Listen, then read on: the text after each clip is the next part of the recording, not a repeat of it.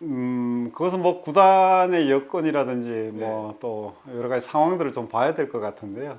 사실은 베어스는 우리나라 최초의 프로야구단으로 출발을 했고 최초의 창단팀이니까 그 다음에는 또 그 다음에 창단을 한 팀, MBC 청룡이었거든요. 네. 그래서 MBC 청룡의 역사를 이어받은 또 LG 트윈스를 좀 해보고 싶다라는 그런 생각을 가지고는 있는데 문제는 이제 LG 트윈스는 LG의 역사를 보존을 하고는 있지만 MBC 청룡의 그 사진이라든지 여러 가지 사료들이 좀 부족한 그런 상황이라 그 부분이 어떻게 해결될지 조금 그게 걱정입니다.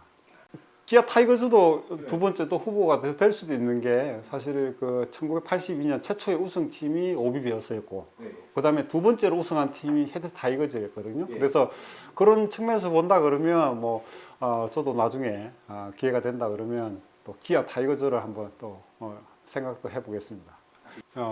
저는 사실 경남 산청이라는 그 지리산 및 산골 마을에서 태어났기 때문에 어릴 때 야구 선수가 되고 싶었지만 야구를 할 수가 없었습니다. 야구부가 없어서. 근데 자라면서 그 부분이 제 가슴속에 굉장히 큰 한으로 이렇게 좀 남아 있었는데 대학은 이 사범대로 진학을 해서 교사가 되는 그런 길을 밟아 나가다가 군대에 가서 우연히 야구 기자가 돼야 됐다는 생각을 하게 됐습니다. 그 이제 첫 번째 이유가 그 군대에서는 접할 수가 없잖아요. 그런 상황에서 오물장 작업을 분리수거를 하는데 거기서 스포츠 신문이 나왔어요.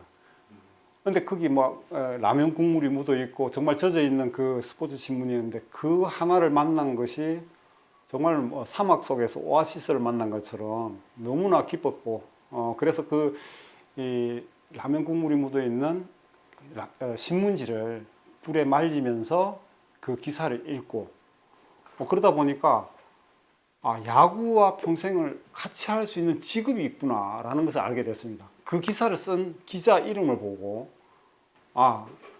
나도 야구 기자가 돼서 계속 야구장에 가서 평생 야구를 보면서 직업으로 삼아도 되겠구나 그런 꿈을 꾸면서 야구 기자를 시작해야 되겠다고 해서 그 길로 파고들었습니다. 공부도 하고 그 시험도 준비도 하고 그랬습니다. 그러다 보니까 이제 우연한 계기지만 그때 당시 기사를 쓴 기자 이름이 이제 고 이종남 기자였고 그분이 쓴 여러 야구 책들이 있었습니다. 그래서 그 책을 보면서 저도 언젠가는 그분처럼 기사를 쓰고 야구 책을 내야 되겠다라는 생각을 가지고 야구 기자를 꿈꿨는데 뭐 하늘에 제 뜻이 통했는지 모르겠지만 나중에 이제 스포츠 서울에서 제가 야구 기자로서 같은 한솥밥을 먹게 되고 제 스승인 그 이정남 기자를 이제 본따서 이제 저도 훌륭한 야구 기자가 돼야 되겠다 그런 생각을 하게 되고 그분이 53세에 좀 이른 나이에 돌아가셨는데 돌아가시기 전에 저한테 그런 유언을 하셨습니다. 너는 나보다 야구책 한 권은 더 써야 된다라는 그런 말씀. 그런데 저는 그때는 약속은 드렸지만 뭐 야구 기자 생활하기 바쁘다 보니까 야구책 쓸 시간이 없더라고요. 그런데 항상 마음속에는 그런 부담을 가지고 있었거든요. 그래서 이번 대편알백이 이렇게 책으로 나온 이 부분에 대해서 저로서는 뭐 그분과의 약속을 하나 시작하지 않았나 그런 생각이 들고 이를 계기로 해서 더 많은 야구책을 만들도록 노력하겠습니다. 네, 뭐 사실 제가 멀쩡하게 회사를 잘 다니고 있었어요. 근데 아까도 말씀드렸지만 저로서는 언젠가는 야구책을 만들어야 된다는 그런 부담감이 있었는데 회사를 다니면서 기자 생활을 하면서 야구책을 낸다는 것이 그렇게 쉽지는 않았습니다. 그래서 과감하게 제가 이제 남아있는 꿈을 이루기 위해서 퇴사를 결정을 했고 스포팅 제국은 일단은 이 야구책부터 시작을 해서 주로 뭐 야구 이야기가 되겠지만 많은 야구 콘텐츠를 좀 생산을 하고 그런 부분들을 야구계라든지 팬 그리고 또 후배들에게 물려줄 수 있는 그런 뭐 자료들을 만들고 싶은 그런 욕심을 가지고 있습니다. 글쎄요, 딱 저는 하나만 꼽을 수는 없을 것 같고요. 오비베스 팬들과 이제 추억을 공유하자면 아무래도 이 82년 원년 한국 시리즈 최종 6차전에서 9회에 김효동 선수의 그 말로 홈런을 저는 잊을 수가 없고요. 그 홈런에 인해서 오비베어스가 초대 챔피언이 됐고, 또 1995년에 한국 시리즈 7차전까지 갔잖아요. 그때 마지막 경기에서 롯데 박정태 선수의 실책, 그리고 투수 권명철 선수와 포수 김태형 선수가 마지막 타자를 처리하면서 포옹하는 장면, 그리고 박철순 선수가 박용민 초대 단장과 끌어안고 엉엉 우는 그런 장면들, 그런 부분들이 저로서는 굉장히 기억에 많이 남습니다.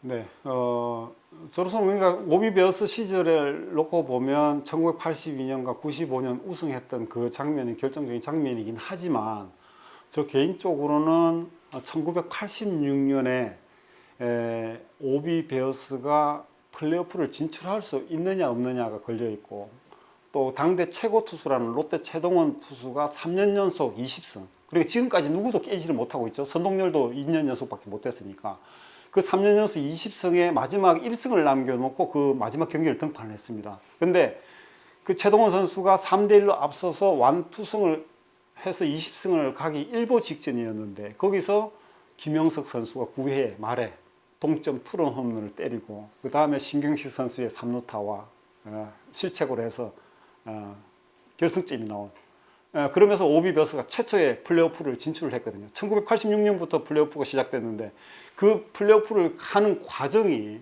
저는 어떻게 보면 미라클 베어스의 결정적인 그런 게임이 아니었나, 그런 생각이 들었습니다. 그렇죠. 요즘은 사실 그 짧고 임팩트 있는 그런 영상을 즐기는 디지털 세대들이 야구에 대해서 조금 규칙도 복잡하고, 야구 시간이 워낙 기니까 지루해하는 그런 팬들도 많은데, 이 야구는 저는 뭐 오감 만족을 할 수 있는 그런 매력적인 스포츠라고 생각을 하거든요. 그러니까 야구장을 일단 한번 직관을 하게 되면 일단 시각적으로 탁 트인 그라운드와 푸른 잔디, 그리고 하얀 공이 어우러진 그 역동적인 그 장면을 보면 정말 뭐 온갖 스트레스가 다 날아간다는 그런 느낌이 들고요. 그래서 야구를 보시지 않은 분들도 한번 가보시면 그런 느낌을 받을 수 있고, 그리고 또 이 청각적으로 각 선수가 나올 때마다 응원곡이 나오고 등장곡이 나오고, 그리고 안타가 나오고 홈런 나올 때마다 환호성이 나오고, 그 소리를 함께 하고 함께 내지를 수 있다는 그런 부분에 있어서는 청각적으로 또 만족을 할 수 있는 스포츠라고 보고요. 그리고 또 우리가 또 중요한 게 후각과 미각 아니겠습니까? 어떤 스포츠보다 야구는 이 치맥이라고 하는, 그러니까 치킨과 맥주를 먹고 또 피자도 먹고 음식을 먹으면서 즐길 수 있는 스포츠 중에 가장 좋은 스포츠가 저는 야구라고 생각을 하거든요. 그래서 그런 미각과 후각도 느낄 수가 있고, 또 하나 마지막으로 촉각. 이 야구장에 가서 정말 주위에 아무도 알지 못하는 사람이 앉아 있어도 같은 팀 팬이라는 이유만 하나만으로 안타가 나오고 홈런이 나오고, 그랬을 때 같이 하이파이브를 하고 때에 따라서는 허그까지 하는 그런 장면들이 많이 있거든요.